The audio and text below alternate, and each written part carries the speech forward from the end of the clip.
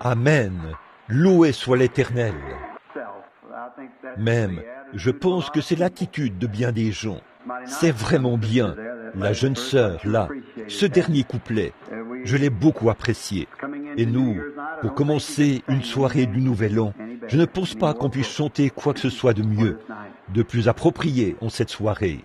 Il semble qu'on commence bien l'année. Ah oui, c'est bien à l'extérieur. Il neige. Il y a de la gadoue, un climat typique de l'Indiana en cette période de l'année. Donc, vous qui venez de la Géorgie, j'en vois ici, et de l'Ohio. Eh bien, frère Dow et sœur Dow, vous savez ce que c'est, puisque c'est pareil en Ohio. Mais nous allons dans un pays où il n'y aura plus rien de tout cela. Oui, voilà tout. Ce soir, c'est la soirée, la veille du Nouvel An. Et évidemment, tout le monde fera un vœu et prendra des résolutions à l'occasion du Nouvel An. Mais d'ici après-demain, ils les auront déjà tous brisés. Ainsi donc, vous savez, vous tournez une nouvelle page chaque année, puis vous revenez à ces choses le lendemain matin et recommencez de plus belle. Mais il y a une seule chose que j'aimerais dire, c'est que, comme l'a dit l'apôtre Paul, oublions les choses qui sont du passé, toutes mes erreurs et toutes les choses que j'ai faites. Je cours vers le but de la vocation céleste en Christ. Ce sont mes seuls regrets, les erreurs que j'ai faites au cours de cette année et de ma vie passée. Et humblement, je lui demande seulement d'avoir la grâce de continuer à courir vers le but de la vocation céleste. Je suis sûr que c'est notre témoignage à tous, c'est notre sentiment à tous.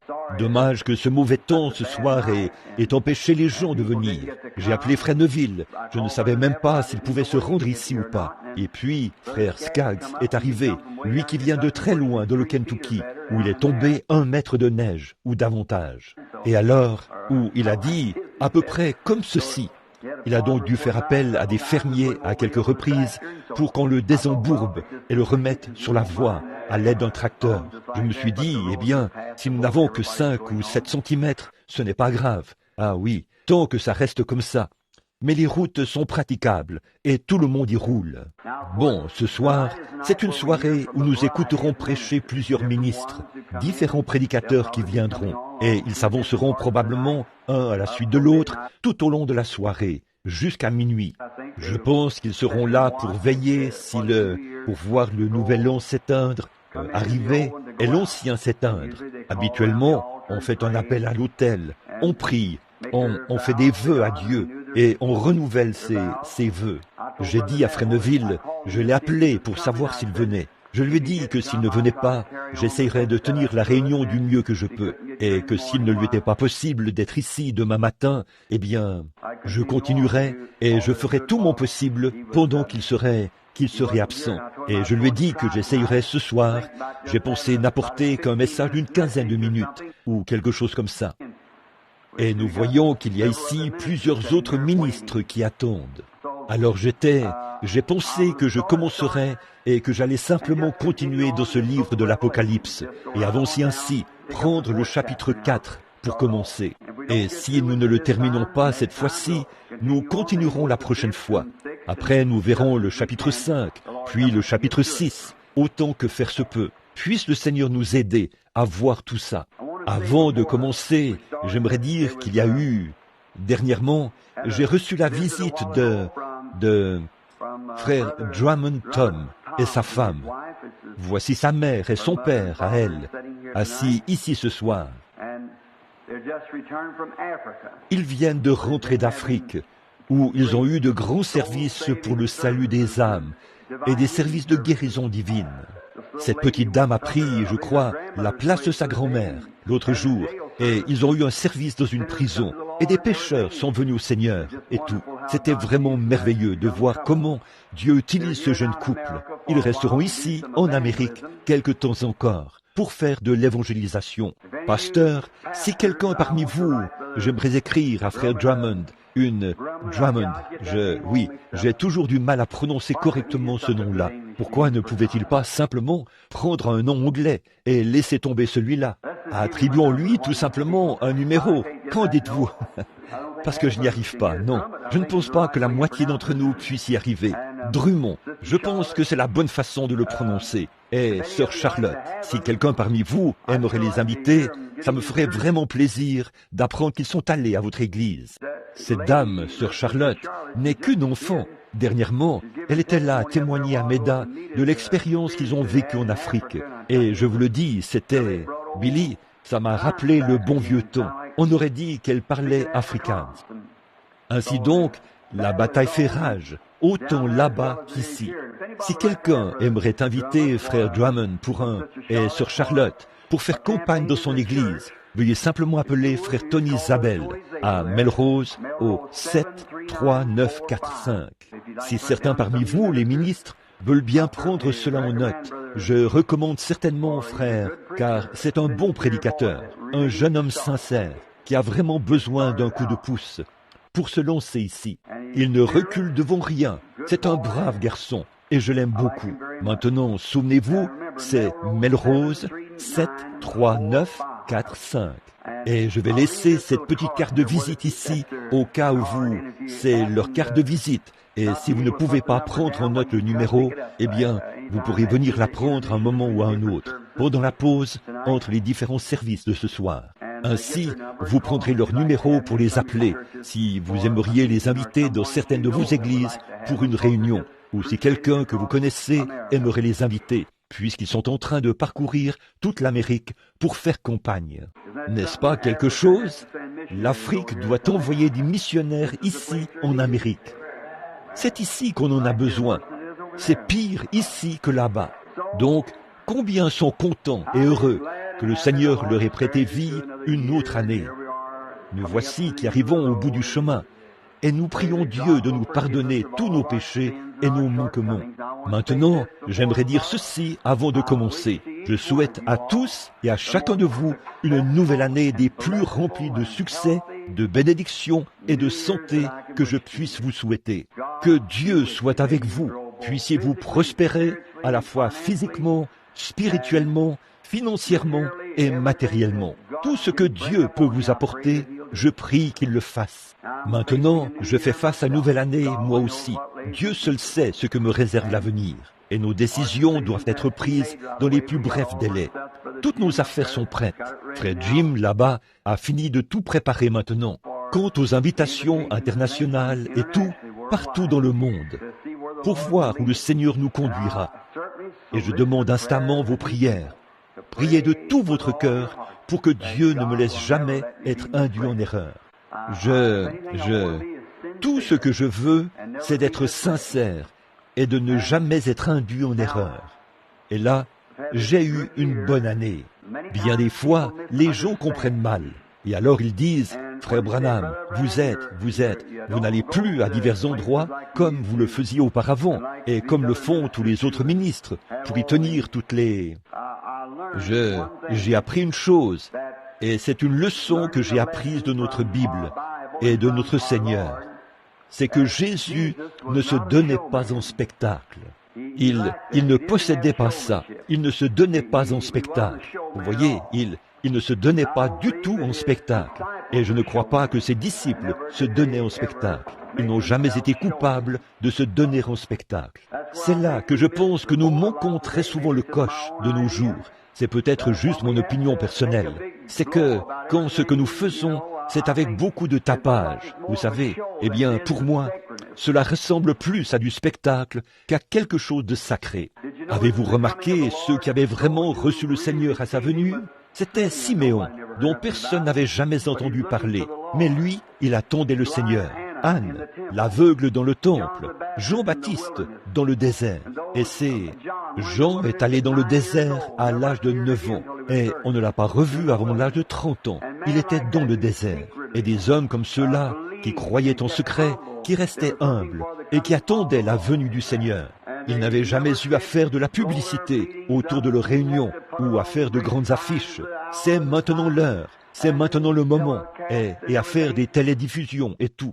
C'est très bien pour ceux qui veulent le faire de cette façon, mais pour moi, cela ne semble pas refléter Christ.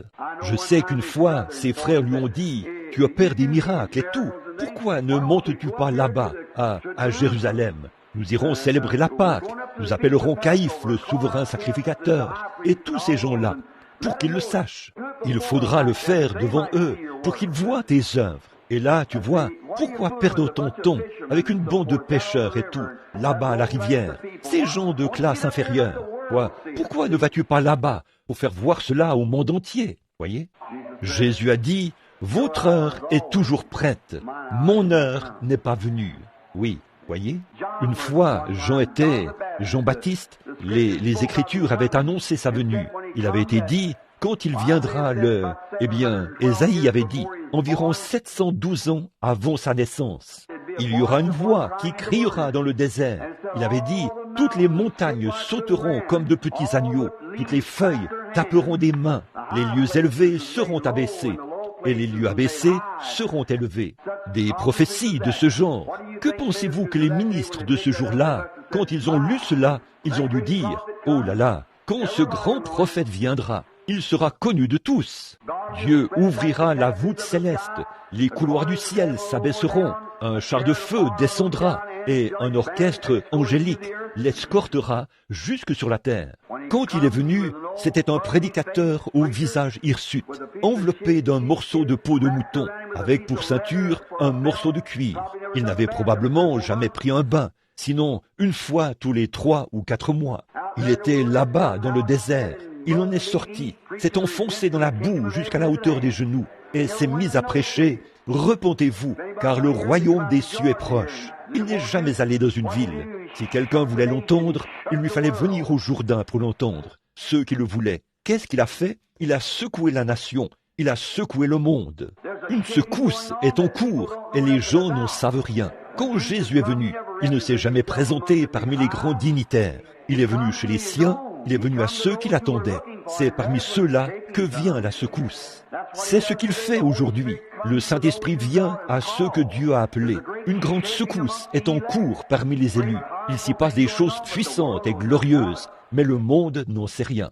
Ils se disent que ces choses qui en mettent plein la vue, ces émissions radiodiffusées et télédiffusées partout dans le monde, ces bâtiments construits à coups de millions de dollars et tout, c'est ça, la chose glorieuse. Ça, c'est de la folie aux yeux de Dieu. Dieu ne regarde pas aux grandes choses. Ce que l'homme appelle folie, c'est ce que Dieu appelle grand. Et ce que l'homme appelle grand, c'est ce que Dieu appelle folie. Il lui a plu de sauver ceux qui étaient perdus par la folie de la prédication.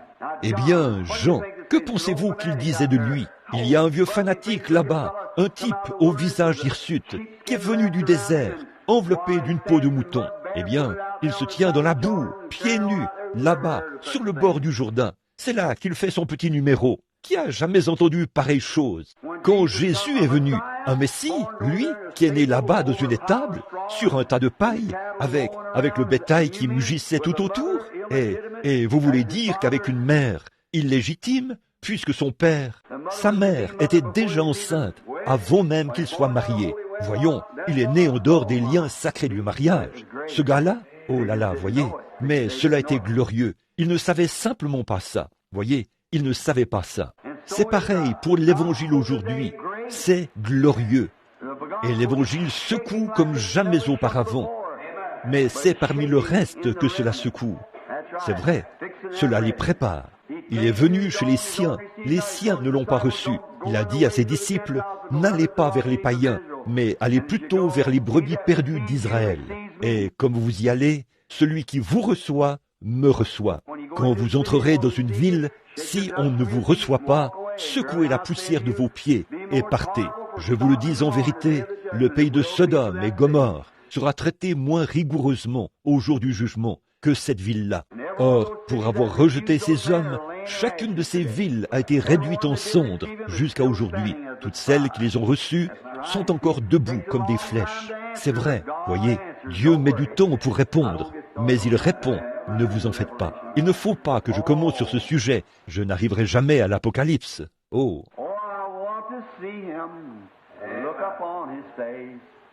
There to sing forever of His saving grace. On the streets of glory, let me lift my voice. When tears all pass and home at last, ever to rejoice. J'aime cela. courbons la tête un instant. Voudriez-vous vous lever avant de le faire? Je pense, la Bible dit, lorsque vous êtes debout, faisant votre prière, pardonnez. Combien ont une requête qu'ils aimeraient faire connaître en levant simplement la main? Souvenez-vous, Dieu la voit, il sait tout à ce sujet. Notre Père Céleste, nous approchons ta divine sainteté au nom du Seigneur Jésus, ce nom entièrement suffisant qui était donné ici parmi les hommes, de sorte que toutes les familles dans le ciel et même sur la terre s'appellent Jésus. Et nous te prions, Seigneur, de recevoir notre action de grâce. D'abord, premièrement pour cette année qui s'éteint, alors que nous la terminons ce soir par un service. C'est par des louanges que nous la terminons, par l'étude de ta parole. Et nous savons ce que signifie « l'Ainsi dit le Seigneur ». Combien de choses nous pourrions mettre sur papier pour lesquelles nous te sommes reconnaissants. Que de fois ne l'avons-nous pas échappé belle au cours de cette année, alors que Satan cherchait à mettre fin à notre vie, mais tu n'en as pas encore fini avec nous. Donc, nous continuons d'avancer. Nous croyons, Seigneur, que nous ne naissons et ne grandissons dans ce monde que pour t'honorer et te glorifier. Et nous te prions, ô Père, de nous pardonner toutes les offenses et toutes les erreurs que nous avons commises tout au long du voyage. Puissions-nous oublier nos erreurs ce soir, alors que nous les confessons, les enterrant dans la mer de l'oubli.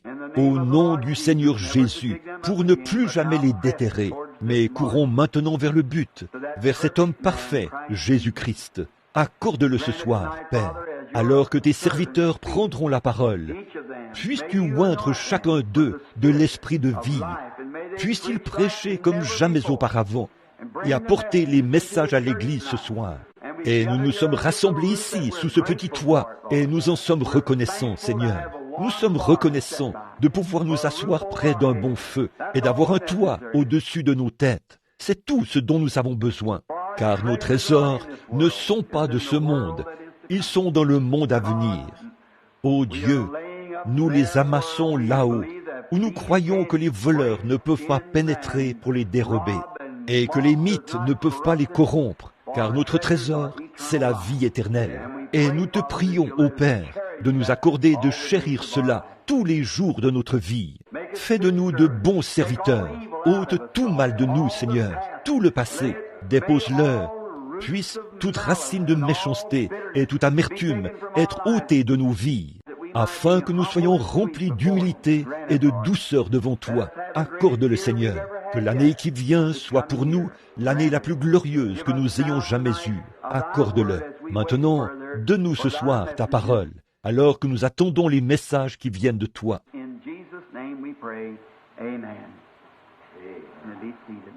C'est au nom de Jésus que nous prions. Amen. Vous pouvez vous asseoir. Eh bien, c'est un peu difficile pour moi quand je vois cette horloge-là. Je ne veux pas faire attendre mes frères. Je tâcherai donc de terminer cette partie le plus vite possible.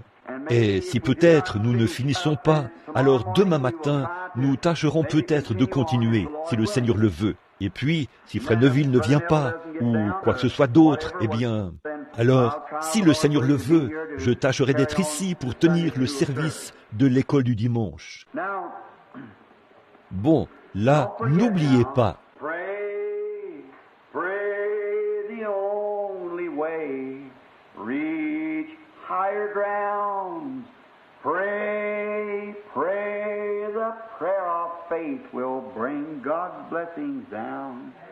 C'est le seul moyen pour vous d'y arriver. Chantons-le ensemble. C'est le nouvel an maintenant. Nous avons amplement le temps.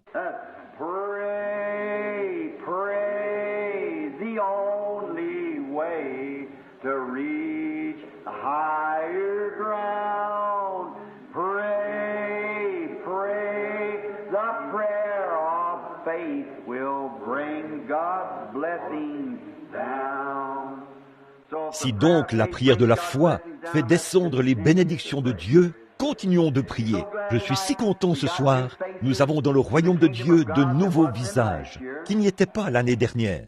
Et continuons simplement de prier pour qu'il y en ait de plus en plus qui s'ajoutent. La moitié de l'histoire n'a même pas encore été racontée. Toutes ces choses qui seront de l'autre côté.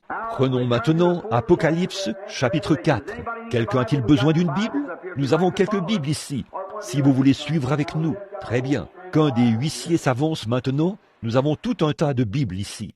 Qu'un des administrateurs, des huissiers ou qui que ce soit d'autre s'avance tout de suite, Frère Abel, qu'un autre vienne aussi. Si vous voulez bien vous occuper des deux côtés, alors nous descendrons l'allée. Et si quelqu'un veut une Bible pour suivre avec nous, eh bien, apportez-les en descendant l'allée et distribuez-les à ceux qui en veulent. Nous voudrions que vous preniez maintenant Apocalypse chapitre 4. Eh bien, si vous êtes assis à l'arrière et que vous aimeriez vous avancer ici, nous avons amplement de place ce soir. Vous pouvez avancer. Mettez-vous à l'aise, plongez dans la leçon. Accompagnez-moi dans la lecture et étudiez cela alors que nous sommes tous ensemble. Il y a des sièges ici. Je vois un couple qui s'avance. Il y a 2 sièges juste ici. En voici un juste ici pour cette personne qui est toute seule. Ici à l'arrière aussi, il y a des sièges ici. Je suppose que les ventilateurs aèrent toute la salle. Maintenant, combien ont apprécié la série de leçons que nous venons d'avoir, la série de leçons de 8 jours sur les 7 âges de l'Église. Merci, ça me réjouit, parce que j'en ai moi-même vraiment retiré de grandes bénédictions. Bon, ce soir, avec le chapitre 4, nous passons à autre chose maintenant. Jean s'était adressé à l'âge de l'Église de Laodicée. Et cet âge de l'Église de Laodicée était l'âge de l'Église où il y avait plus de désordre que dans tous les autres. Et nous avons vu ce qu'il y a de plus pathétique de la dernière partie de l'âge de l'Église de Laodicée. Jésus debout à l'extérieur de sa propre Église qu'il avait expulsée, frappant à la porte pour essayer de revenir à l'intérieur. N'est-ce pas là un péché? Je pense que c'est l'un des passages des Écritures les plus pathétiques que j'ai jamais lus. Jésus à l'extérieur de sa propre porte, après que son Église l'a expulsé, et il essayait de revenir à l'intérieur simplement pour les sauver. Quiconque ouvrira me laissera revenir dans ma propre maison, je souperai avec lui, et lui avec moi. N'est-ce pas pathétique? Le Dieu du ciel, expulsé de sa propre Église, par leur credo, leur dénomination et leur manière de faire, l'ont expulsé de l'Église pour embrasser leur credo. C'est exactement la même chose qu'au jour de la crucifixion de Jésus. C'était le cas quand ils avaient accepté Barabbas, un meurtrier, et crucifié Jésus. Ils avaient libéré un des leurs qui était un meurtrier, malgré toutes les preuves que c'était un meurtrier. Ils avaient accepté et rejeté Jésus-Christ, le seul qui pouvait leur donner la vie. Et c'est la même chose que ce qu'a fait chaque dénomination, y compris la dénomination pentecôtiste aujourd'hui. Ils voient que ces dénominations meurent aussi vite qu'elles deviennent une dénomination. Il n'y en a jamais eu une seule dans les pages de l'histoire qui soit devenue une dénomination et qui ait connu autre chose qu'une mort immédiate. Tous les miracles, les prodiges et les dons les ont quittés, et tout le reste, dès qu'ils sont devenus une dénomination. Au lieu d'accepter le Seigneur Jésus afin qu'il leur donne la vie, ils ont fait volte-face et ont de nouveau admis Barabbas parmi eux. N'est-ce pas terrible? Pas étonnant que Dieu ait été mis hors de son Église, dans le dernier âge de l'Église, et qu'il est là à frapper et à essayer de revenir à l'intérieur. Maintenant, nous voyons que l'Apocalypse est divisé en 3 parties. La première partie consiste en ces 3 premiers chapitres, qui se rapportent à l'Église, au message, à l'ange, aux anges de l'Église. Et alors l'Église disparaît juste là, au chapitre 3, pour ne réapparaître qu'au chapitre 19. C'est au chapitre 19 qu'elle reparaît. Dans cette période-là, Dieu traite avec les Juifs. À partir de là, c'est entre l'avènement de la grande cité de Jérusalem et du scellement du peuple d'Israël, et ainsi de suite, au temps de la fin.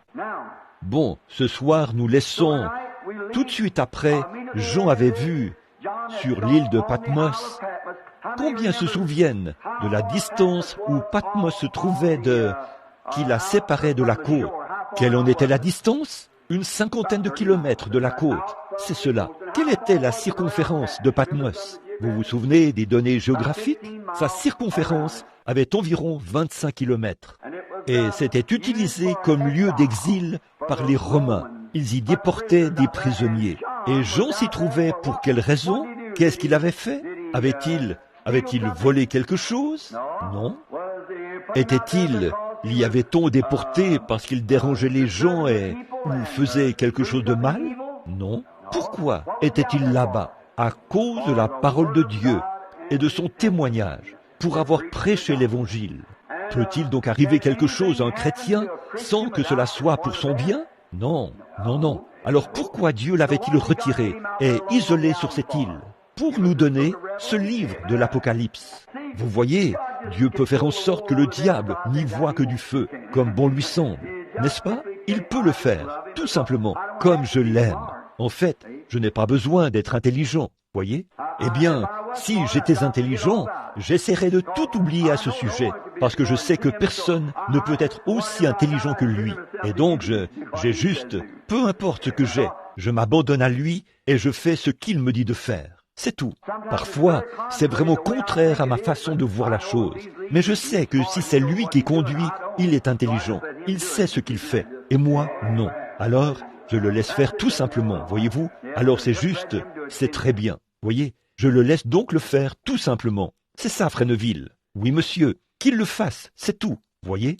C'est lui qui sait ce qu'il fait, pas moi. Voyez? Je ne cherche donc pas à recevoir de grands honneurs et tout. Je m'humilie simplement et je dis, me voici, Père. Je suis prêt à tout moment si tu as besoin de moi. C'est donc ainsi que je fonctionne et ça marche toujours.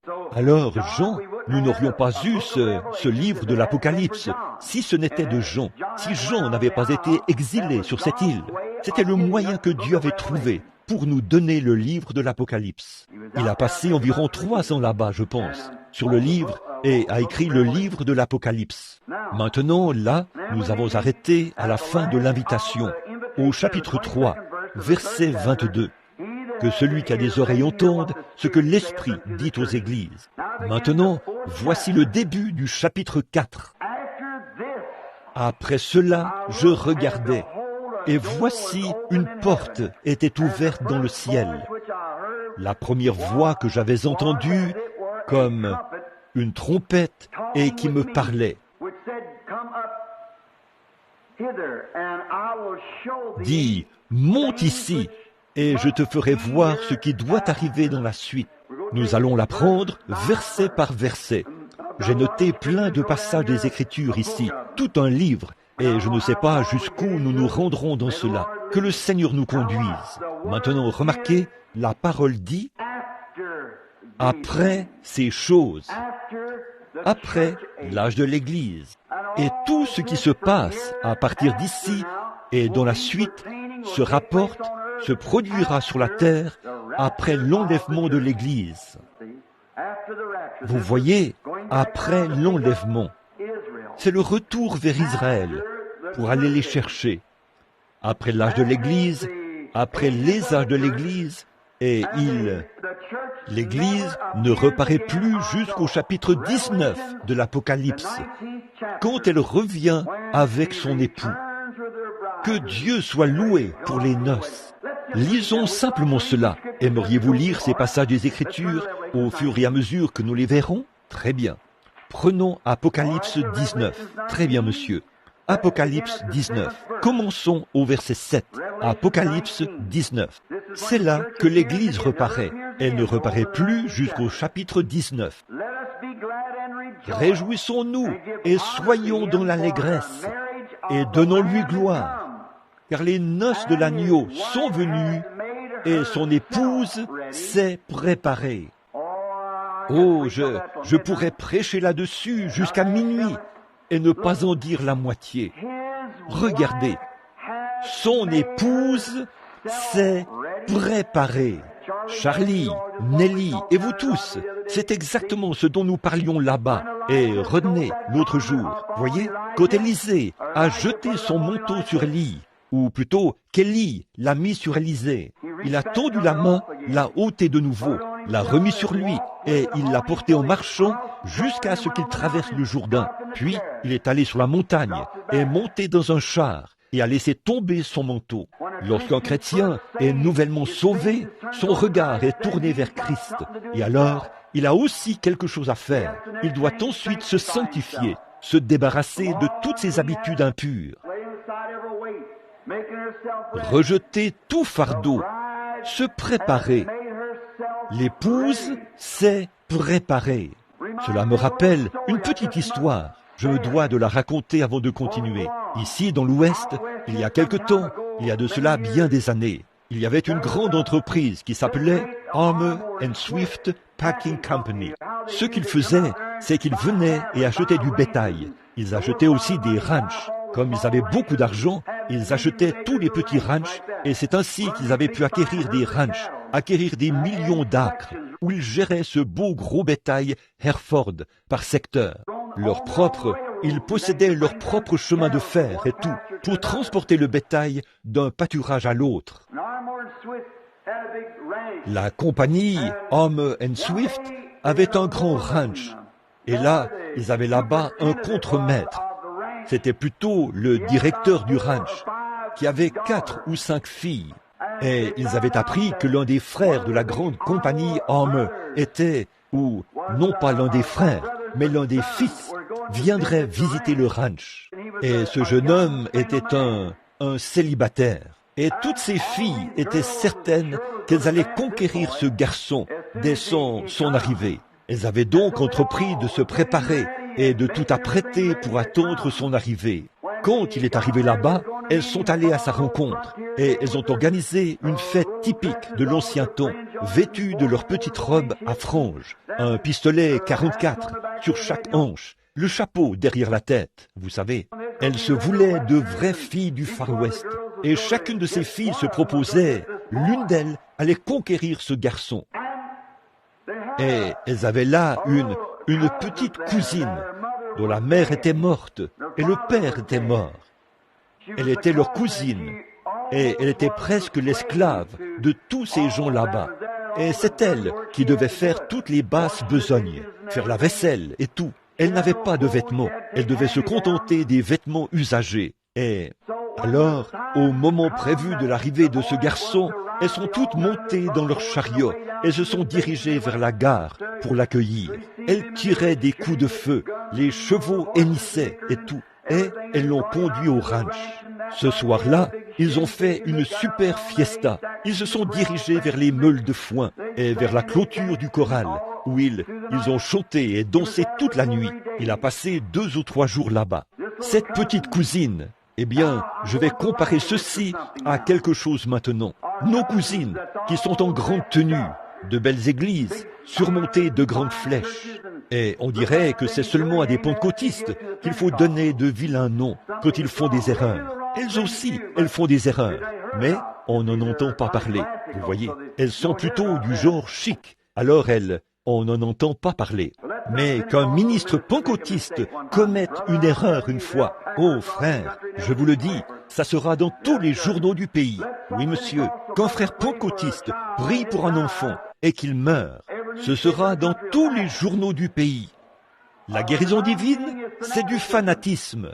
Eh bien, dans ce cas, pourquoi ne pas publier dans les journaux tous les cas que les médecins perdent? Ce qui est bon pour l'un, l'est aussi pour l'autre. Voyez? Or, s'ils le faisaient, il n'aurait pas assez de place dans les colonnes des journaux pour écrire le nom de tous les morts.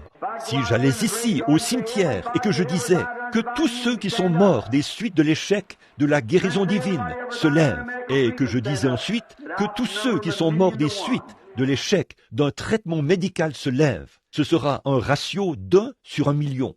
C'est tout à fait vrai. Alors, s'ils veulent critiquer l'un, qu'ils critiquent aussi l'autre. C'est vrai, mais ils tuent des millions de gens chaque année avec des médicaments et des opérations chirurgicales. Et on n'en entend jamais parler, voyez-vous? Alors, quant à cette petite fille, elle devait s'occuper de toutes les tâches pénibles. Alors, tout à coup, quand le garçon, un soir, une fois que le souper était terminé, il y avait eu de la danse. Chacune de ces filles s'était faite toute belle, vous savez. Et cette pauvre petite fille était obligée de porter sa vieille petite robe en lambeaux. Un soir, après le souper, elle était dans la salle à manger. Après avoir fait la vaisselle, elle est allée dans la cour arrière pour jeter l'eau de vaisselle. Elle, alors qu'elle faisait le détour par la clôture du corral, voilà qu'il était appuyé contre la clôture du corral. Il lui a dit « bonsoir. She's so ashamed because Elle était si embarrassée parce qu'il était le fils du directeur, le fils du propriétaire du ranch. Elle a baissé la bassine pour qu'il ne remarque pas qu'elle était vêtue de lambeaux. Elle s'est mise à marcher à reculons, les pieds nus, en regardant en arrière, comme ceci. Il s'est approché d'elle et elle lui a dit « N'aie pas peur de moi ». Il a dit « J'aimerais te dire quelque chose ». Il a dit « Je suis venu ici dans un seul but. Je suis à la recherche d'une épouse ». Puis il a dit « J'ai cherché partout ». Il a dit « Je n'ai voulu épouser aucune des filles qui sont là-bas en ville. J'aimerais épouser quelqu'un qui, selon moi, est une vraie épouse. » Et il a dit « De toutes celles que j'ai vues, c'est toi que j'ai remarqué ici. Et j'ai appris par certains des ouvriers que tu es une cousine. » Elle a dit « C'est vrai, monsieur. » Il a dit « J'aimerais te demander quelque chose. Veux-tu m'épouser ?» Eh bien, elle ne savait pas quoi faire. Elle était si embarrassée qu'elle ne savait pas comment répondre à cet homme. Oh, je peux en quelque sorte imaginer ce qu'elle a dû ressentir. Pas vous, à moi, qui étais un pécheur autrefois, un bon à rien, un fils d'ivrogne. Jésus-Christ a dit, je veux que tu m'appartiennes. Comment pouvait-il venir vers quelqu'un comme moi? Comment pouvait-il dire, je te donnerai une maison dans le ciel?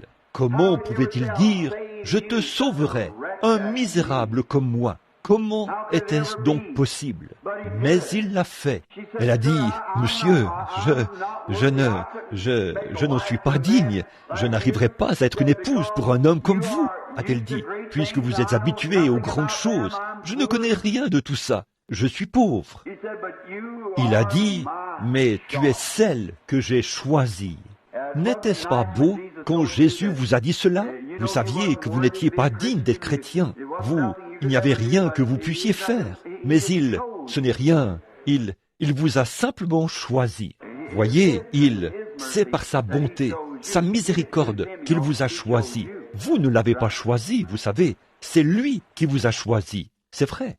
Elle a dit, elle a dit, ne regarde pas à tes vêtements. Je ne regarde pas à tes vêtements. Ce à quoi je regarde, c'est à ce que tu es. Il a dit, veux-tu m'épouser? Finalement, ils se sont engagés l'un envers l'autre. Et il a dit, dans 1 an, je reviendrai. Sois prête. Revêt-toi d'une robe de mariée, car je reviendrai t'épouser ici même, en ce lieu. Je t'emmènerai à Chicago, sur l'Outer Drive. Et là-bas, tu vivras dans un château. Et alors, tu n'auras plus à faire toute cette vaisselle et tout le reste. Quand ses sœurs, ou plutôt ses cousines, ont appris cela, elles ont dit, pauvre petite idiote, imbécile. Eh bien, tu sais que cet homme ne parlait pas sérieusement. N'est-ce pas exactement ce qu'ils disent aujourd'hui? Comment une bande d'exaltés, une bande de gens qui savent à peine écrire leur nom, comment est-ce possible qu'ils soient l'Église? Comment un groupe comme ça le pourrait-il? Mais c'est tout à fait en ordre. Après nous être fiancés à Jésus-Christ et avoir senti ce baiser de fiançailles qu'il a fait sur notre cœur pour ôter notre péché, quelque chose nous dit qu'il reviendra. C'est sûr et certain. Un jour, il reviendra. Toute l'année, elle a travaillé comme une esclave et a économisé ces quelques 75 cents qu'on lui donnait comme salaire journalier. Elle économisait son argent pour acheter sa robe de mariée, pour que tout soit prêt.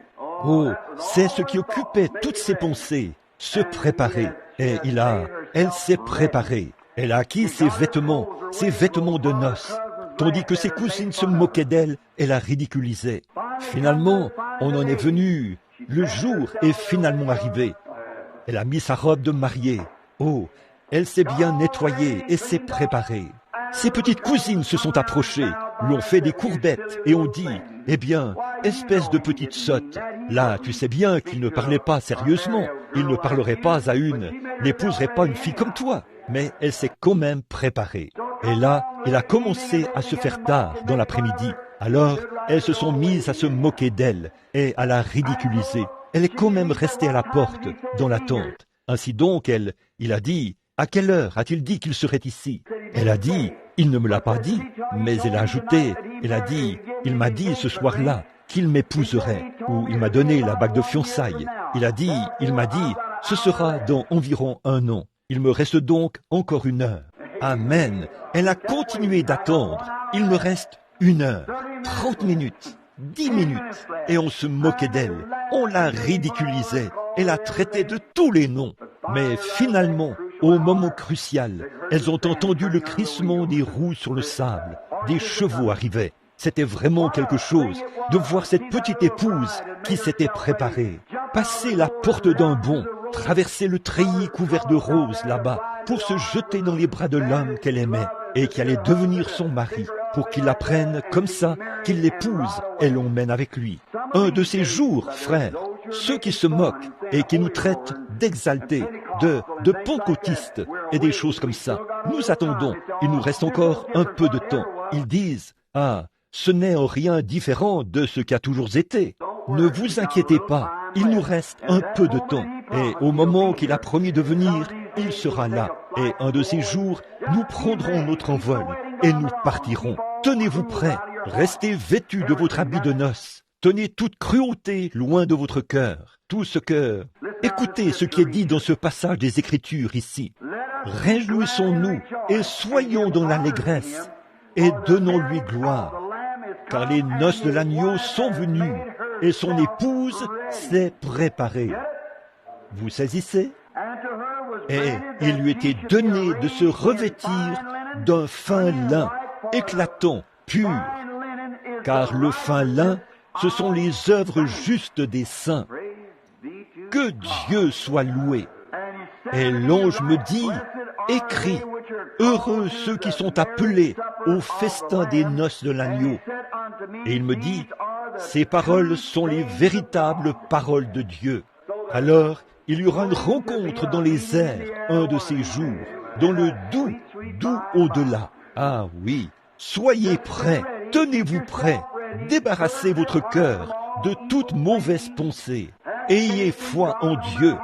Peu importe combien les choses semblent sombres, combien les gens rient, se moquent et disent « Vous vous êtes trompés ». Continuez simplement à vivre dans la sainteté et à vivre pour Dieu. Continuez d'avancer. L'heure viendra. Ainsi, voyez-vous, elle reparaît ici dans Apocalypse 19. Après ces choses, après qu'il a vu l'âge de l'Église, après ces choses, je regardais, et voici une porte. Souvenez-vous, Jean est encore sur l'île de Patmos. Après qu'il a vu tous les âges de l'Église défiler, je regardais, et voici une porte était ouverte dans le ciel. Une porte. Quelle est la porte? Apocalypse 3, 8. Dans Apocalypse, chapitre 3, verset 8. Je connais tes œuvres. Voici, j'ai mis devant toi une porte ouverte que personne ne peut fermer, et que personne ne peut ouvrir. Il est la porte. La porte. Christ est la porte. Il a dit dans Jean 10, « Je suis la porte de la bergerie ».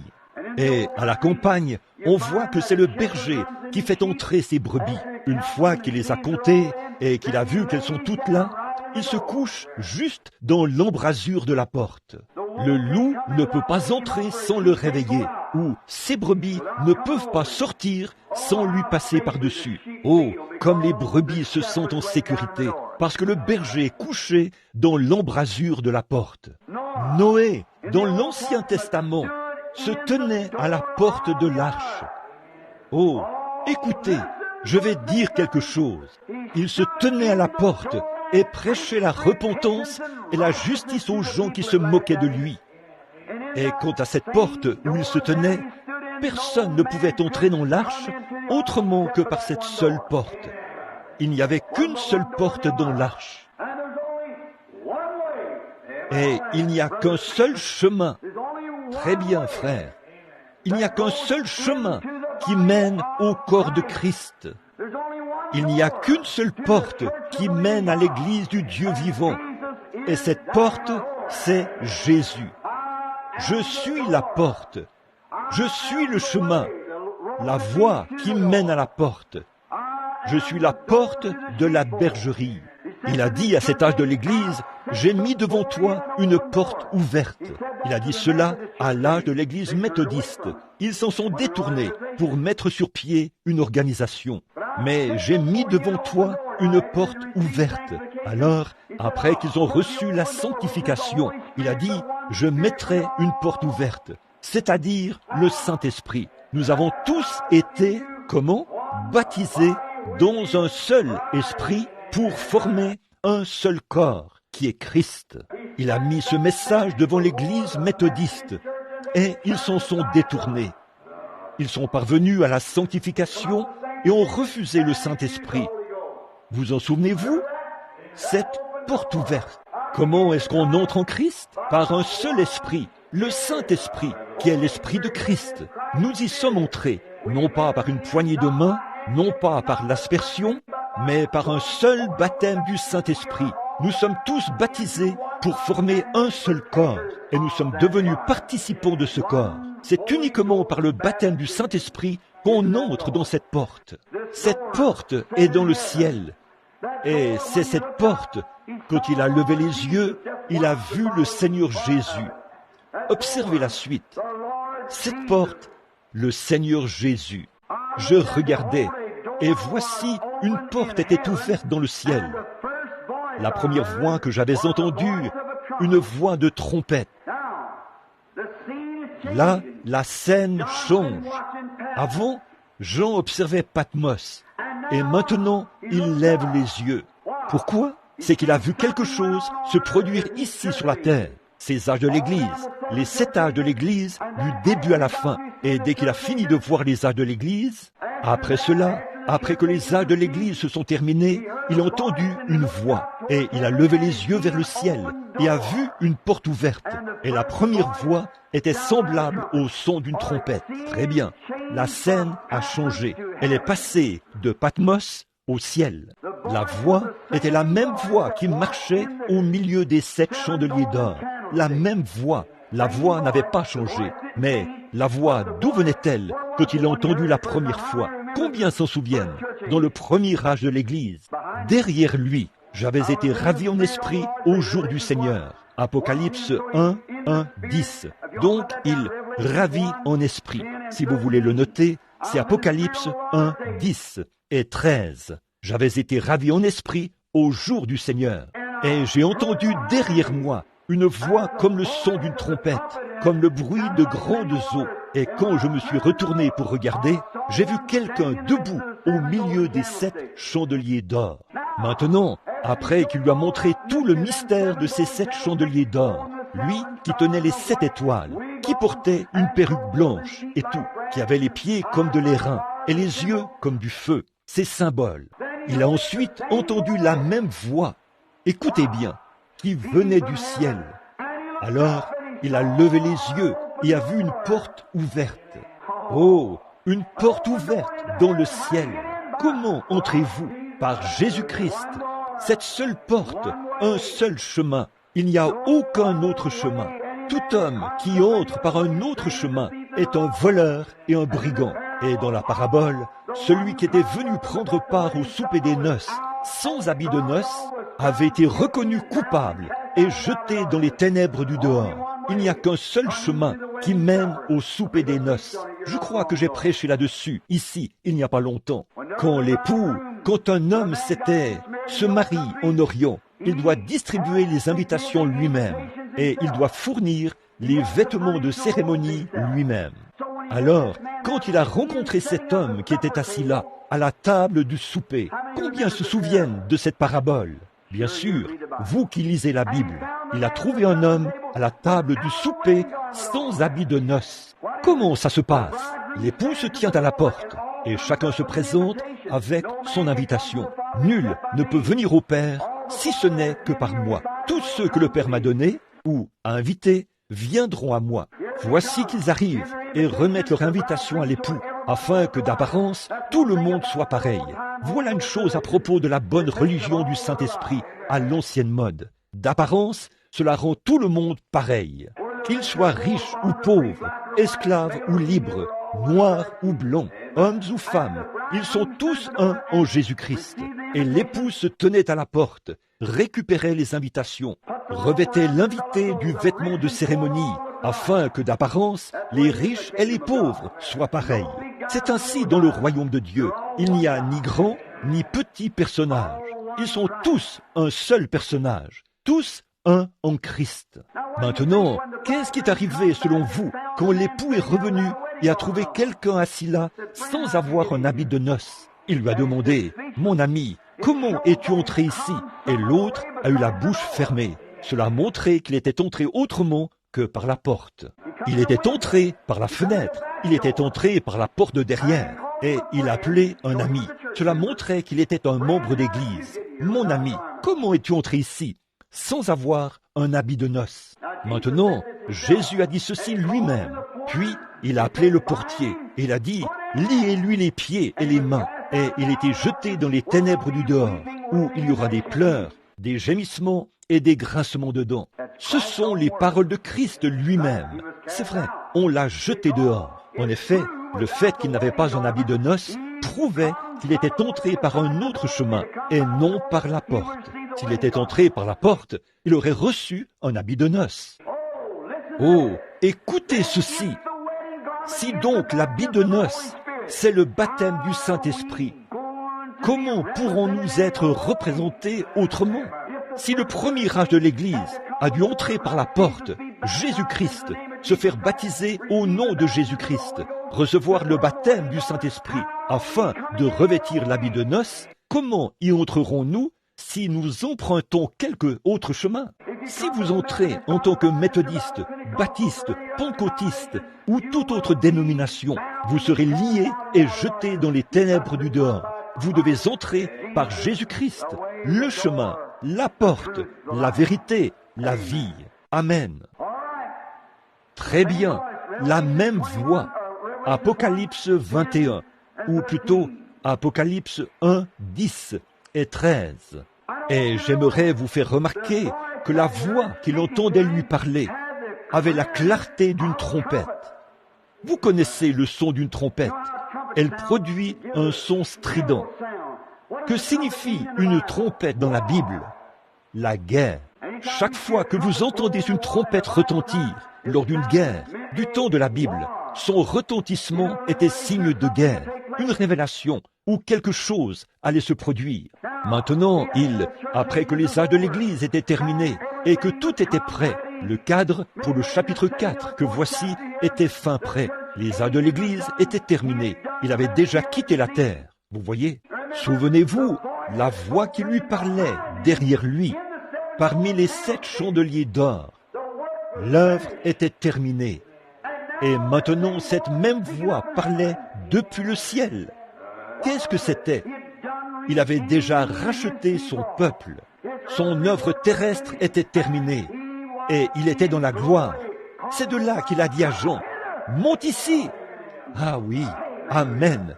Ça me donne envie de pousser des cris en cette veille du Nouvel An. Oh là là, voilà, vous voyez, prêt. Monte ici, la guerre. Voici la mise en place pour la grande bataille.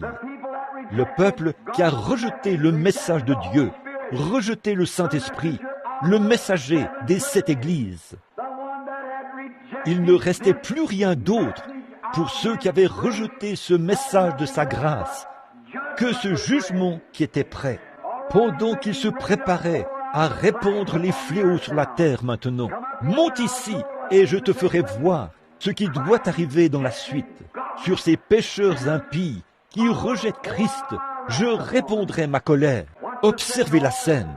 Oh, au fur et à mesure que nous étudierons cela, au fil des soirs, vous saisirez cela davantage. Nous ne pouvons pas tout saisir dans ce seul passage. Il nous faut continuellement consulter différents passages qui s'y rapportent. Comme ce sera terrible pour ces gens-là, quand la dernière trompette aura retenti et que la dernière bataille aura été livrée, que le dernier sermon aura été prêché, que le dernier cantique aura été chanté et que nous serons là au tribunal de Christ. Il vous sera demandé, pourquoi ne l'avez-vous pas reçu? Qu'avez-vous fait de la vie que je vous ai donnée? Il vous sera demandé de justifier votre position. Alors quoi? Vous m'avez entendu chanter ce cantique ou m'y essayer. Alors quoi? Alors quoi? Quand le grand livre sera ouvert, alors quoi? Quand celui qui rejette le message devra justifier sa position, alors quoi? Vous comparaîtrez là, aussi sûr que ce livre est écrit. Vous comparaîtrez là, et on vous demandera de justifier votre position. Oh, il nous est profitable, mon frère, ma sœur, il nous revient, en tant que fils et filles de Dieu, de nous examiner à chaque heure du jour. Paul a dit, je meurs chaque jour, et si je vis, ce n'est plus moi, mais c'est Christ qui vit en moi. Voyez, examinez-vous, parce que vous ne savez pas à quelle heure vous serez appelés à répondre là-haut. Bon, j'ai entendu la voix de la trompette. Très bien, remarquez, prenez note de ce que Jean a dit ici, dans la dernière partie du chapitre 1. Première voix était comme le son d'une trompette, et qui m'a parlé, dit, monte ici, je t'ai montré les âges de l'Église sur la terre. Maintenant, monte ici, je vais te montrer quelque chose qui se passe ici. Vous voyez, Christ avait quitté la terre à ce moment-là. Il était monté dans la gloire. L'âge de l'Église était terminé, ce qui montre que son esprit avait terminé son œuvre ici. Il était monté dans la gloire, et il demandait à Jean de monter pour lui faire voir ce qui allait arriver dans la suite. Monte ici. Maintenant, nous remarquons Jean au chapitre 2, au verset 2. Remarquez rapidement, Jean a ajouté ceci. Aussitôt, Amen. Oh, si j'agis d'une manière bizarre, c'est que je me sens vraiment bien. Jean a ajouté, aussitôt, je fus ravi en esprit. Quand vous entendez la voix de Dieu vous parler, quelque chose se produit. Amen. Oh, est-ce que ça s'est produit comme ça pour vous? C'est ce qui m'est arrivé il y a 31 ans, et je n'ai plus jamais été le même depuis. Oh, quand il a dit, venez à moi, vous tous qui êtes fatigués et chargés, je vous donnerai du repos. Ça m'a changé. Jean a dit, aussitôt, je fus ravi en esprit. Quel esprit? Le Saint-Esprit. Oh, je fus ravi en esprit. Et voici, il y avait un trône dans le ciel.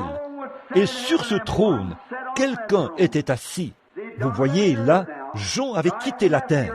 Christ avait quitté la terre sous la forme du Saint-Esprit et était de nouveau revenu dans le corps. Aujourd'hui, le corps est là comme un mémorial, comme un sacrifice. Nous verrons cela tout au long de ce chapitre-ci. Mais l'Esprit de Christ est revenu pour vivre dans l'Église, pour vivre en nous. Maintenant, aussitôt après qu'il a fait voir la fin de son œuvre ici, à la fin de l'âge, il est monté au ciel et il a dit, je te montrerai ce qui arrivera dans la suite, après les âges de l'Église. Il a dit, Jean, je ne peux plus te parler là en bas, parce que je suis parti de là, je suis monté plus haut. Monte ici, auprès de moi. Amen. Et je te montrerai ce qui doit arriver dans la suite. Oh là là. Oh, ravi dans la vision, ravi dans la gloire. Son expérience a dû être un peu comme celle de Paul. Dans 2 Corinthiens 12, 2 et 4, si vous le prenez en note. 2 Corinthiens 2 à 4. Paul a été ravi un jour dans une vision, lui aussi. Le saviez-vous? Et il a vu des choses dont il ne lui était même pas permis de parler. 14 ans durant, il n'en avait même jamais fait mention. Voyez? Mais écoutez la différence entre les deux. Ce que Paul a vu, il lui était interdit d'en parler ou de le rendre public. Oh là là! Je ne crois pas qu'il aurait pu le faire. En effet, une fois, j'ai fait un petit voyage que je n'ai jamais oublié et je ne l'oublierai jamais. Vous voyez, il a vu des choses dont il ne pouvait pas parler. Je pense que les mots lui manquaient pour... Il avait été ravi au 3e ciel, là. Vous voyez, jusqu'au 3e ciel. Comme c'était différent, quand Jean a été ravi et qu'il a vu Jésus, il lui était dit, écris dans un livre ce que tu as vu et rapporte cela, envoie cela aux églises. Paul s'est vu interdire d'en parler, tandis que Jean, il lui a même été demandé de l'écrire dans un livre pour que cela soit transmis tout au long des âges. Oh là là, c'est révélé maintenant. Cela devait être révélé en ces derniers jours. Ce n'était pas révélé en son jour, ça l'est maintenant, au fur et à mesure que nous avançons. Oh, remarquez, le ravissement de Jean immédiatement après l'âge de l'Église était un type de l'Église enlevée. Immédiatement après l'âge de l'Église, dès la fin de cet âge de l'Église de Laodicée, l'enlèvement se produit. Comme Jean, l'Église monte dans la présence de Dieu. Oh là là, ça fait tressaillir mon âme. Elle est prise dans l'enlèvement de l'Église. Et cela dit, ceci, le livre de l'Apocalypse, a été écrit, voyez, à la fin de l'âge de l'Église. Maintenant, j'ai un petit quelque chose ici que j'aimerais rendre clair par rapport à quelque chose qui a longtemps été un casse-tête pour beaucoup de chrétiens. Et j'ai réfléchi à ça aujourd'hui, pendant que j'étudiais et notais des passages des Écritures, et que je trouvais des noms, les différentes couleurs et tout. Nous allons approfondir cela un peu plus tard, les arcs-en-ciel, les symboles, et ainsi de suite. Je prenais en note ces passages des Écritures, afin de les consulter et de m'y référer, au fur et à mesure. En effet, d'habitude, si j'ai l'intention de parler de quelque chose comme ceci, mon approche est différente. J'essaye de connaître cela par cœur.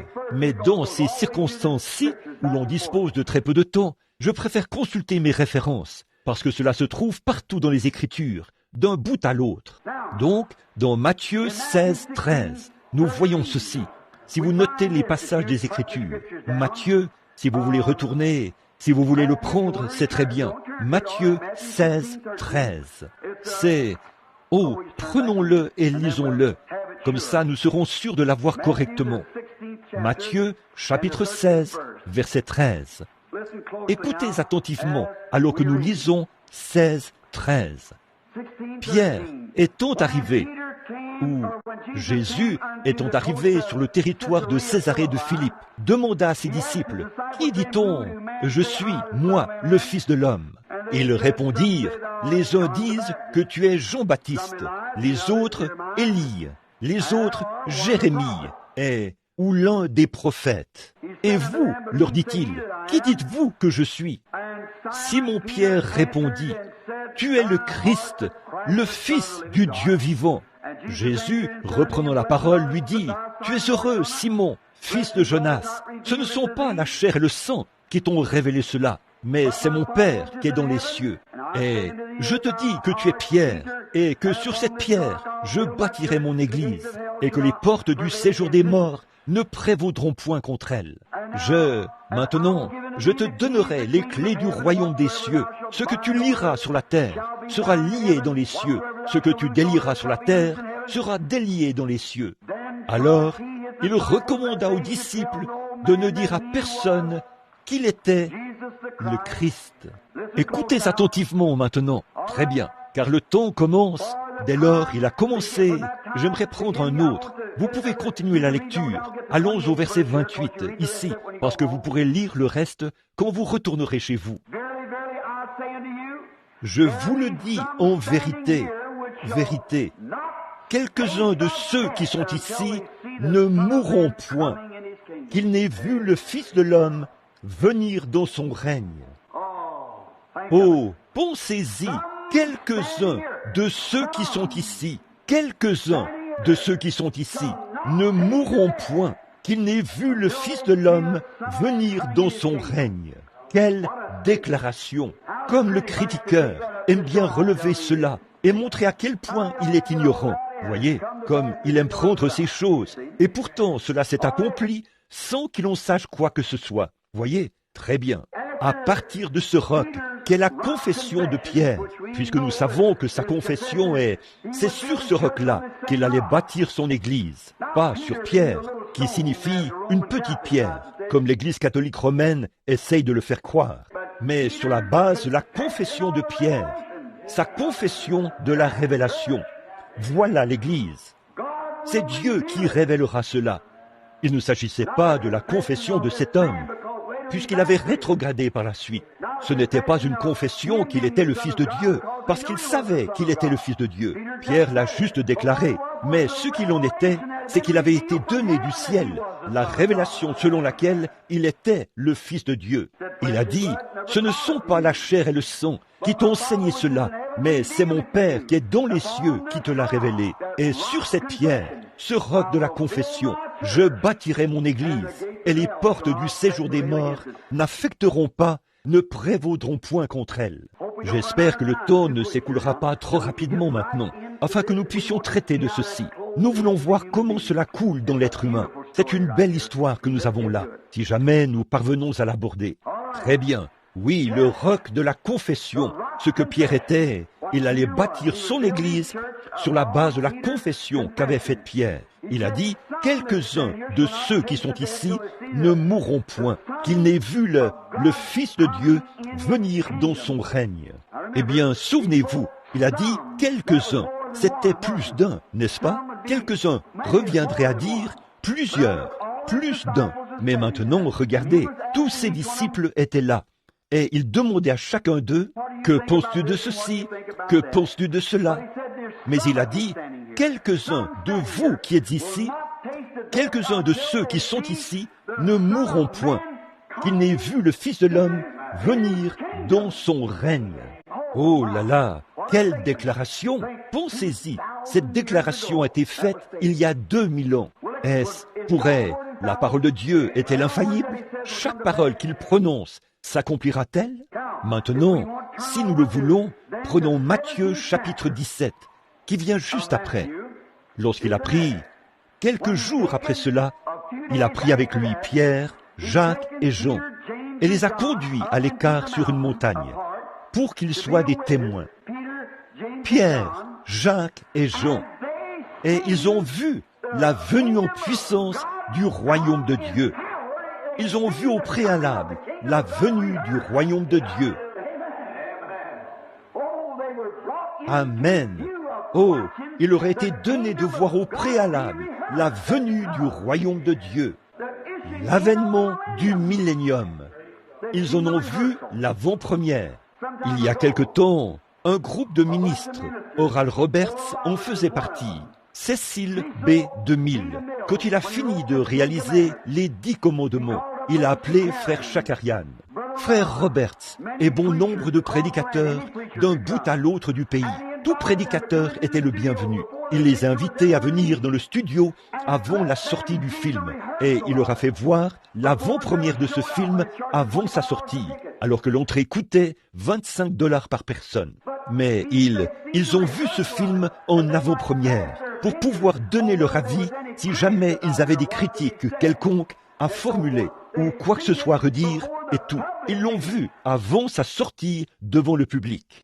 Et Jésus a dit, quelques-uns de vous qui êtes ici, Amen, ne mourront point, qu'ils n'aient vu le royaume de Dieu venir en puissance, ou vu le Fils de l'homme venir dans son règne, plutôt, vu le Fils de l'homme venir dans son règne. Quelques jours après cela, il a pris avec lui Pierre, Jacques et Jean, les a conduits sur une haute montagne, et là, il a été transfiguré devant eux. L'éclat du soleil n'était rien par rapport à celui des vêtements qu'il portait. Que de fois l'avons-nous vu dans les paraboles et l'avons-nous retracé partout dans la Bible.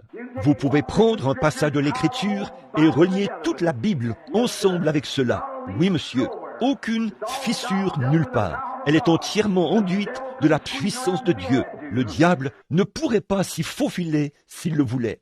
C'est vrai, il ne peut pas s'introduire dans ces saints qui ont rendu leur témoignage devant tous, ont cru au royaume de Dieu, ont pris chaque écriture, l'ont enduite de la puissance du Saint-Esprit et l'ont lavée dans le sang. Le monde ne peut pas y entrer, le diable ne peut pas y entrer. Ils sont morts, leur vie est cachée en Christ par le sceau de Dieu, par le Saint-Esprit. Comment le diable peut-il leur nuire? Les voilà, c'est dans cet état qu'ils sont maintenant. Ici, dans cet endroit, il a donc vu la venue, ou l'avant-première. Et quelle était la première vue? La première chose qu'il a vue, la première chose qu'il a vue lors de cette venue était Moïse, qui représentait les saints qui sont morts et qui seraient ressuscités. Élie était là. Oh, j'aimerais attirer votre attention sur ce qui arrivera. Tout d'abord, il y avait Moïse. Ce sont tous ces 6 âges qui se sont endormis, les 6 âges de l'Église. Non seulement ça, mais Élie aussi était là, le messager du dernier jour, avec son groupe, ceux qui seront transfigurés, ceux qui vont dans l'enlèvement. Amen. Là, dans le futur, dans l'attente de la venue. Et tous, qu'est-ce qu'ils... Tous s'étaient rassemblés avec lui. Oh là là, qu'est-ce que c'était?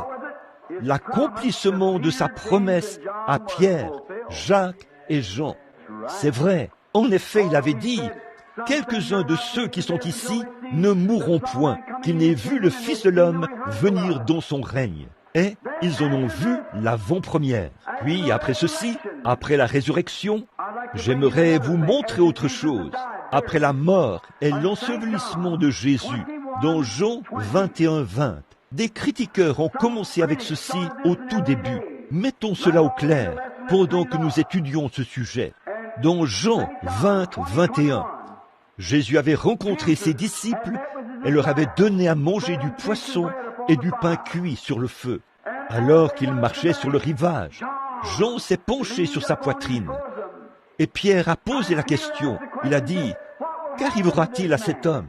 Jésus aimait Jean. Jean était un homme rempli d'amour. Et il a dit, « Qu'arrivera-t-il à cet homme? Quel sera son sort?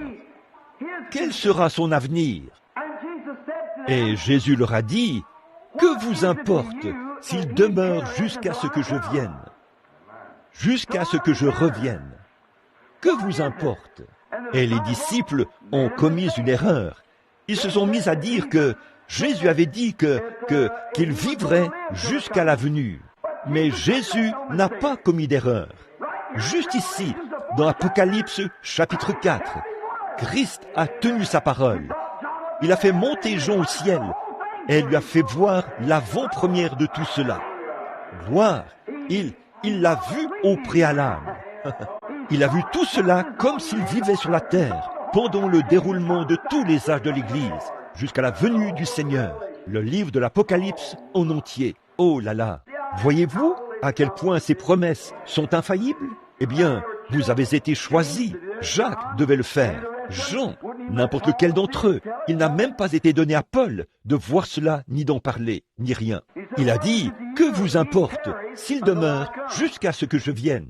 Et comme ils ont dit cela, il a choisi Jean, l'a fait monter et lui a montré tout cela avant sa mort, comme s'il était vivant quand tout cela est arrivé. Il lui a montré ce qu'il en serait. Frère Pat, n'est-ce pas merveilleux? Oh, voyez, il l'a fait monter. C'est juste ici. Le chapitre 4, verset 2, le prouve. Il lui a montré les choses qui étaient, qui sont et qui viendront. Il lui a montré les âges de l'Église, la venue des Juifs, le déversement des fléaux, l'enlèvement, l'avènement, le millénium et la demeure éternelle de ses sauvés. Exactement comme s'il était vivant sur la terre lors du déroulement de tout cela. Et il a vu toutes ces choses arriver. Voyez? Il l'a simplement fait monter et lui a montré le film qu'il est en train de tourner. Il lui a permis d'en voir l'avant-première. Oh là là! Il a été ravi. Sa promesse, il l'a accomplie dans Apocalypse 4:2. Avant sa mort, il était ravi en esprit et a vu les choses comme s'il les avait vécues. Il en a vu l'avant-première. Ainsi, il a vu dans une vision exactement ce qui allait arriver et ce qui devait se passer sur la terre à partir de ce moment-là jusqu'à la venue du Seigneur Jésus. Cela lui était montré dans une vision. Ainsi donc, les disciples, où personne n'a jamais dit qu'il viendrait dans cet âge-là. Il avait dit, que vous importe autrement dit, s'il demeure jusqu'à ce que je vienne. Puis, il l'a fait monter, lui en a montré l'avant-première et lui a fait voir ce qui allait arriver. Oh, j'aime vraiment ça. Oh là là. Remarquez maintenant, voyons ce qu'il en était. Aussitôt, je fus ravi en esprit. Et voici, il y avait un trône dans le ciel. Et là-dessus, sur ce trône, quelqu'un était assis. Il y a une voix qui l'a appelé. Oh, cette voix. Oh, je n'arrive pas à me détacher de cela, de la voix de celui qui était derrière lui. Puis, il s'est retourné pour voir et lui a montré tous les âges de l'Église. Parce qu'il se tenait au milieu des âges de l'Église, les 7 chandeliers d'or. Puis, il a entendu cette voix après la fin des âges de l'Église. Cette voix avait quitté la terre et était montée. Quand il est monté dans la gloire, il a entendu dire « Monte ici !» Je te montrerai ce qui arrivera dans la suite. Oh là là, cette voix. Parlons un instant de cette voix. J'ai noté quelques passages des Écritures ici. Prenons 1 Thessaloniciens 4 et écoutons ce que cette voix y dira. Oh, nous savons tous ce qu'elle dira, sans avant de le lire, n'est-ce pas? Nous savons ce qui arrivera. La trompette de Dieu sonnera et les morts en Christ ressusciteront. Pas vrai? Vous qui prenez des notes, c'est dans 1 Thessaloniciens 4, 16 et 17. La voix, cette voix était la voix de Christ. Pas vrai? La voix de Christ. Car la trompette de Dieu sonnera et les morts en Christ ressusciteront premièrement. Nous les vivants qui serons restés, nous serons tous ensemble enlevés avec eux à la rencontre du Seigneur dans les airs et serons pour toujours avec le Seigneur. La même voix qui a appelé Jean, monte. La même voix qui a dit à Jean, monte. C'est la même voix qui appellera l'Église un jour. Amen. Qui appellera l'Église. Aussi la même voix qui a appelé Jean à monter.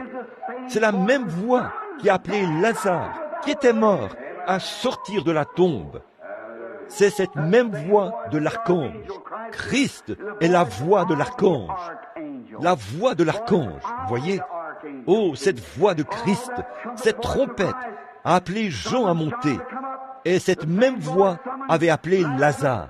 Avez-vous remarqué qu'au tombeau de Lazare, il a parlé d'une voix forte? Il n'a pas simplement chuchoté « Lazare, sors !»« Lazare, sors !» Il a appelé d'entre les morts. Et il a répondu « Me voici !» Et il est ressuscité des morts, après qu'il était mort et que son corps était en décomposition. Cette même voix a dit à Jean « Monte ici, je te montrerai des choses qui sont sur le point d'arriver. » Cette même voix qui se fera entendre quand les morts en Christ ressusciteront. Car la trompette, qu'est-ce qu'une trompette? La voix de Christ, la même voix qui s'est fait entendre et l'a appelé à monter. Il a entendu la voix comme le son d'une trompette qui disait « Monte ici !» Vous voyez comment sera la résurrection? Ce sera en un instant, en un clin d'œil. Cette voix claire se fera entendre et il appellera l'Église et dira « Sortez de là !»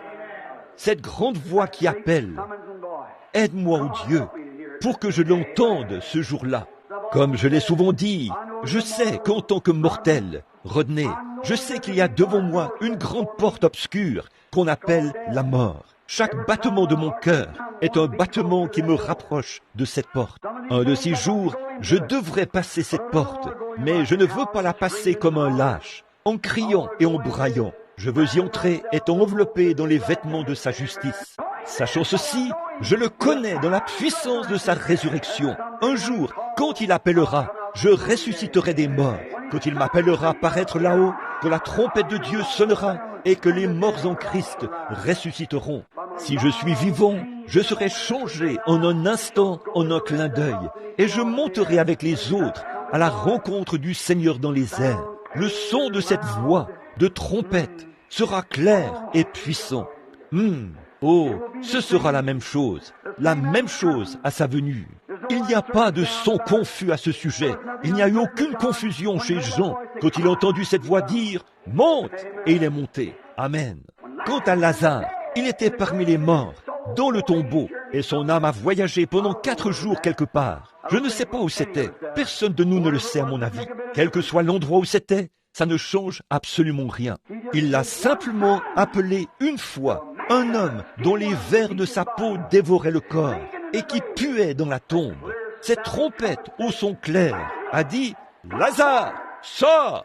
Alors un homme mort et en décomposition s'est secoué et est sorti de la tombe en marchant. Il n'y a rien de confus à ce sujet, n'est-ce pas, frère? Aucune confusion à ce sujet.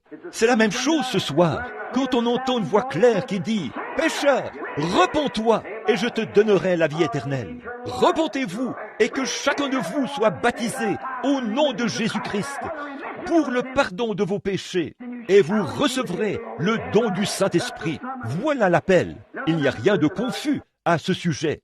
Je témoigne que cela est vrai. Il y a d'autres témoins. Il y a aujourd'hui dans le monde des millions de gens qui témoignent que c'est la vérité. Pour ce qui est de la Bible, des paroles de Dieu, chaque parole de Dieu est une trompette.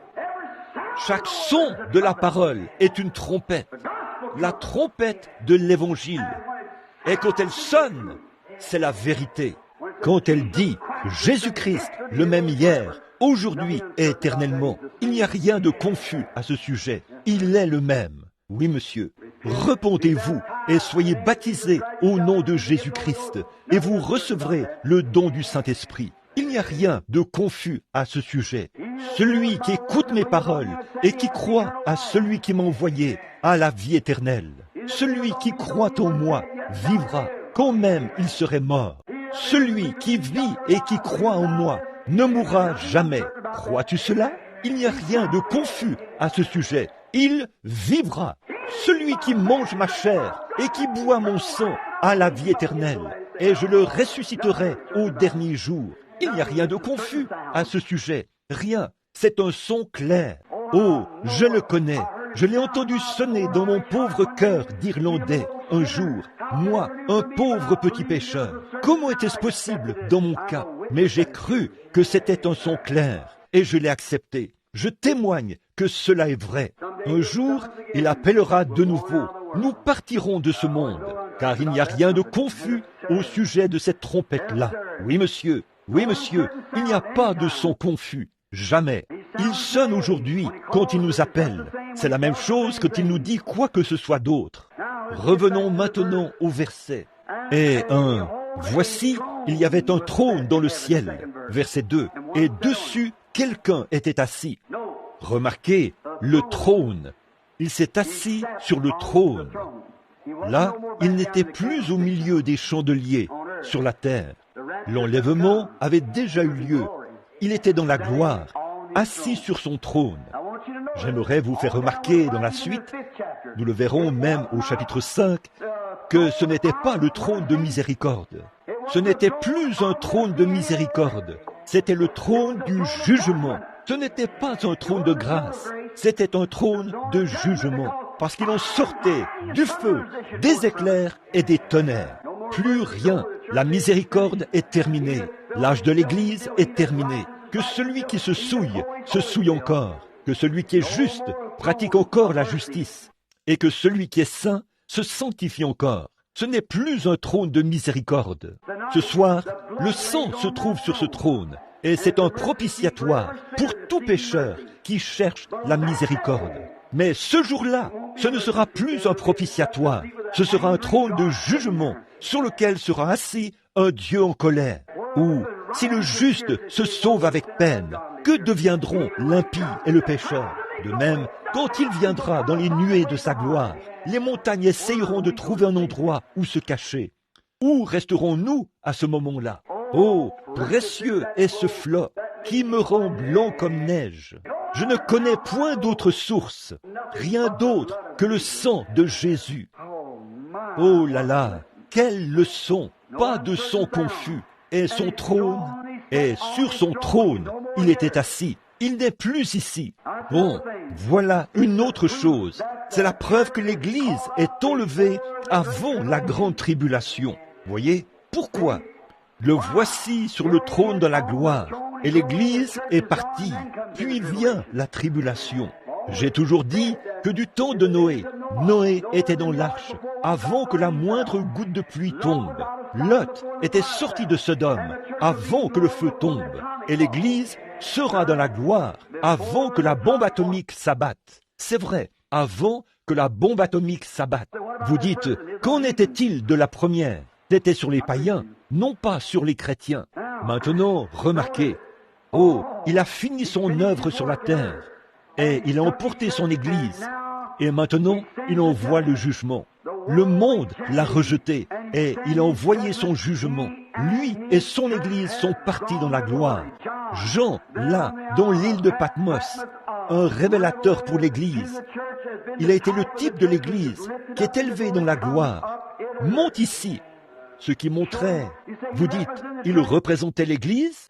Quiconque entend cette parole Jean le représentait. Amen. Jean était le représentant du sang de Jésus-Christ, le témoignage de la parole. Il était témoin du baptême du Saint-Esprit, avait une communion personnelle avec Christ, et il représentait l'Église tout entière, tout homme ou femme, garçon ou fille, qui a jamais cru en Christ, et l'a accepté sur les mêmes bases.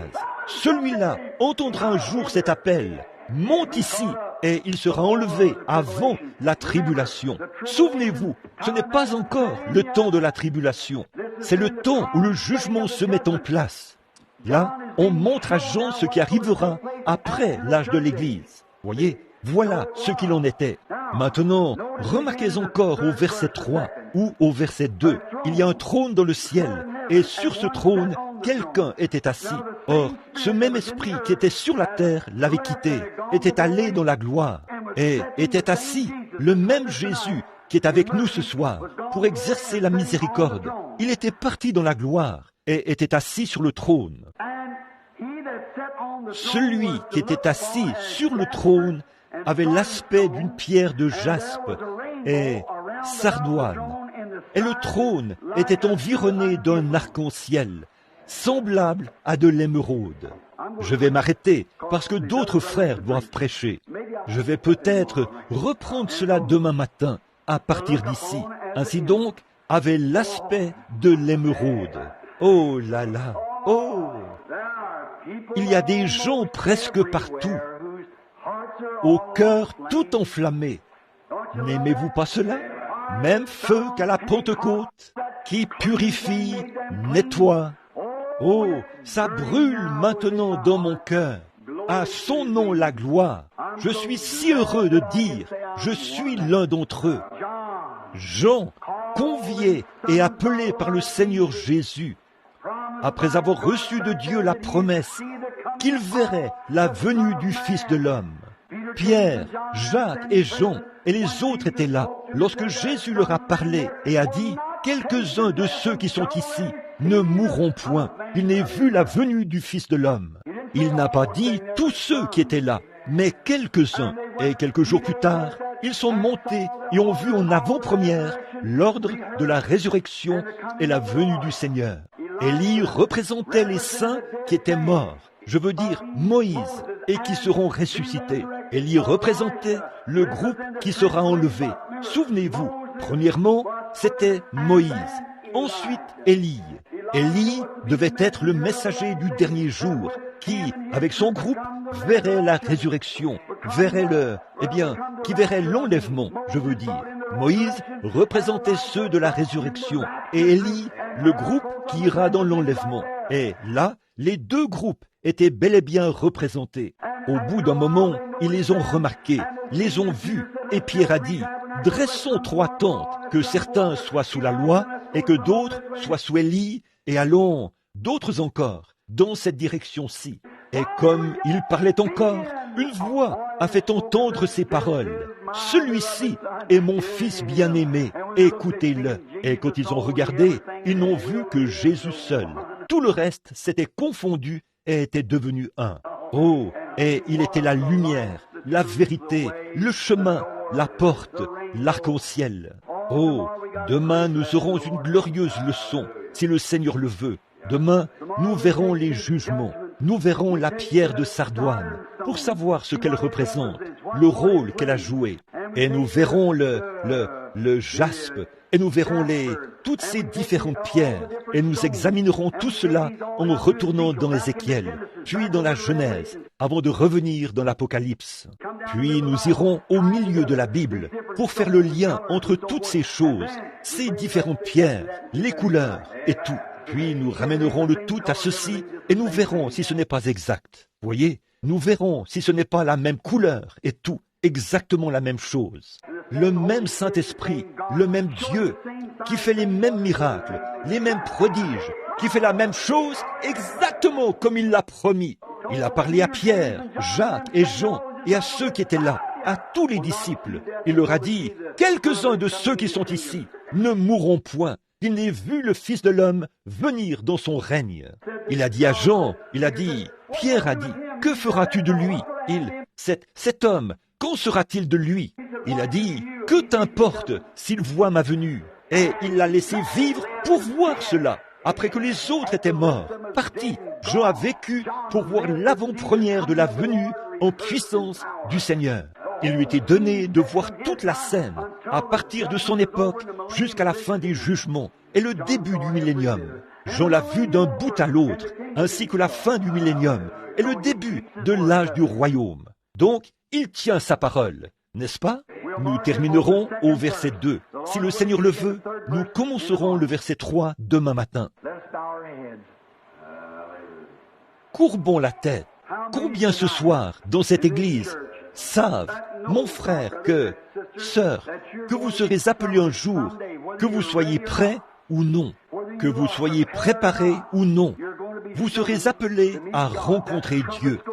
La trompette sonnera, et là, ce sera pour vous le son de la condamnation, là où vous ne pourrez plus jamais vivre et que vous serez tourmentés dans les abîmes de l'enfer du diable pendant peut-être des millions d'années, ou vous serez appelés là-haut pour rencontrer les saints dans la gloire. Aussi sûr que Dieu a tenu sa parole envers Pierre, Jacques et Jean, aussi sûr qu'il a tenu sa parole envers Jean le bien-aimé, le révélateur, aussi sûr qu'il a tenu sa promesse au cours des âges de l'Église. C'est tout aussi sûr qu'il a promis dans ces derniers jours qu'il enverrait une pluie de l'arrière-saison et ramènerait le même esprit qui était en lui sur la terre. La lumière paraîtra au temps du soir et fera voir la même puissance, les mêmes signes et tout ce qu'il a accompli à son époque. Il le fera voir à nouveau dans cette porte ouverte au dernier jour. Voici, c'est ici, nous l'avons là, avec nous maintenant, le Saint-Esprit, Jésus-Christ, le même hier, aujourd'hui et éternellement. Vous, c'est lui qui vous prêche, c'est lui qui vous enseigne, c'est lui qui cherche à vous faire voir ce qui est bien et ce qui est mal. C'est le Saint-Esprit lui-même qui vous parle par des lèvres humaines, qui agit parmi des êtres humains, qui cherche à montrer sa miséricorde et sa grâce.